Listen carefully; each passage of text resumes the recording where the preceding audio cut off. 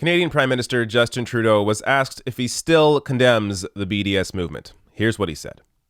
But when you have movements like BDS that singles out Israel, that seeks to delegitimize and in some cases demonize, when you have students on campus dealing with things like Israel Apartheid Weeks that makes them fearful of actually attending campus events because of their religion in Canada, we have to recognize that there are things that aren't acceptable, not because of foreign policy concerns, but because of Canadian values. It's not right to discriminate or to make someone feel unsafe on campus because of their religion. And unfortunately, the BDS movement is often linked to those kinds of frames. So yes, sir, I will continue to condemn the BDS movement. All right, so I'm not surprised, but this is total bullshit.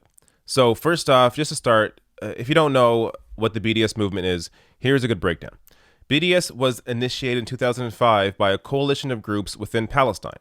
It promotes the use of non-violent measures to pressure Israel into ending its occupation and colonization of all Arab lands and dismantling the wall, recognizing the fundamental rights of the Arab Palestinian citizens of Israel to full equality, and respecting, protecting, and promoting the rights of Palestinian refugees to return to their homes and properties as stipulated in UN Resolution 194, according to the BDS Movement for Freedom, Justice, and Equality website. So, don't get it confused here.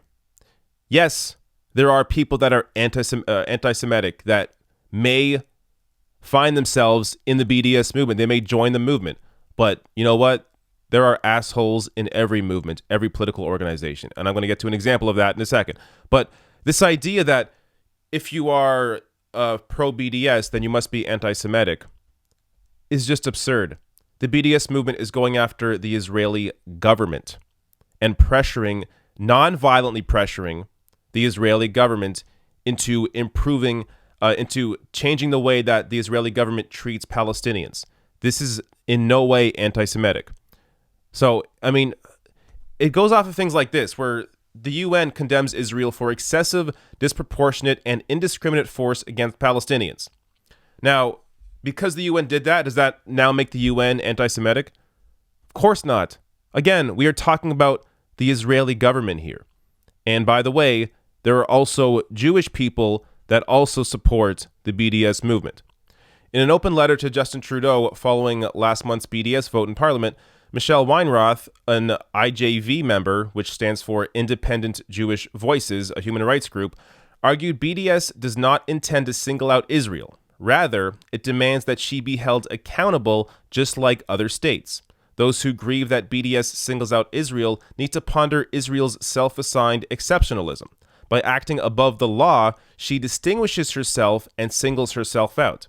BDS advocates widely argue that fighting a government's human rights abuses does not make a person racist towards the dominant religious or ethnic group of that state, and that while some people who are anti-Semitic might use the BDS movement as an outlet for their hatred, the aim of the movement itself is to liberate Palestinians from violence and oppression by the Israeli government, not to perpetuate the hatred of Jews. So again, of course there are going to be some assholes that happen to be anti-Semitic or that are anti-Semitic, and because of that they join the BDS movement thinking that's a place for them to voice their anti-Semitism. But it isn't. And there are many examples of shitty people joining groups that otherwise don't hold their views. So let me give you a very recent example of this. So here's a headline from The Star.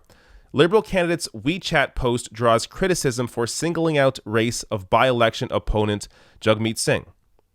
So the breakdown here is that the Liberal candidate, which is the party that Trudeau was a part of, the Liberal candidate in this race, Karen Wang, when speaking to her voters, she told her voters in this by-election, don't vote for NDP leader Jagmeet Singh because he is Indian, and vote for me because I'm Chinese.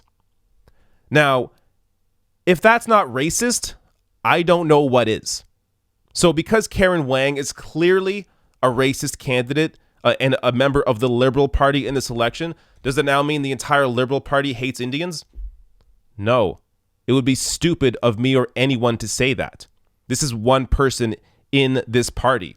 So again, you can have shitty people be part of a movement. It doesn't mean the movement represents those people as long as the movement treats those people accordingly and kicks them out, which the BDS movement has, as the Liberal Party in many cases, and I believe in this situation as well, will kick her out of this race. So there's this, again, don't get confused between what anti-Semitism is and what the BDS movement stands for. Now, there is a slightly other perspective on what Trudeau said here that I think has some value as well. So this tweet went out from Nora Loreto, who was a recent guest on my radio show in an interview that I'll post on YouTube. You may already see it. It may already be up. But this is she was on my episode 10 of my radio show. But she tweeted this out about what Trudeau said here, and it's pretty great. So here's what she said.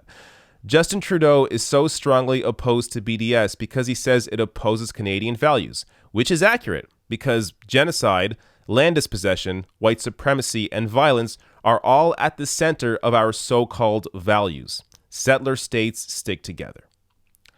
Damn. Now, I don't think that's what Trudeau meant when he was talking about Canadian values, but that is certainly what he represents, and I think this is a very valid viewpoint. Now, again, Nora Loreto, I interviewed her on my radio show, The David Dole Show, episode 10, which you can get on any podcast app, but also I will post that interview separately on YouTube, so you can check it out. We discuss a number of political issues from a left-wing perspective, which is rare in Canadian media. So check out that episode 10, The David Dole Show, or check out the interview on the channel.